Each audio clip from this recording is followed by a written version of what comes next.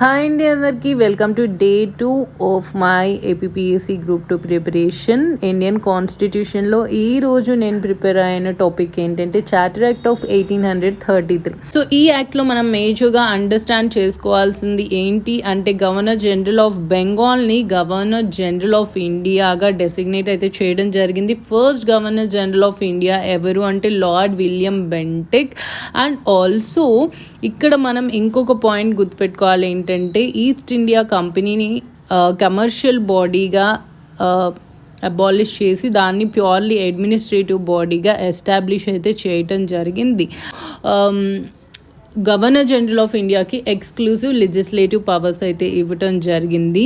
ఇంకొక పాయింట్ ఏంటంటే open competitive system in civil services తెద్దాం అనుకున్నారు, but court of directors oppose చేయటం వల్ల ఈ యాక్ట్ ద్వారా దాన్ని ఇంప్లిమెంట్ చేయలేకపోయారు.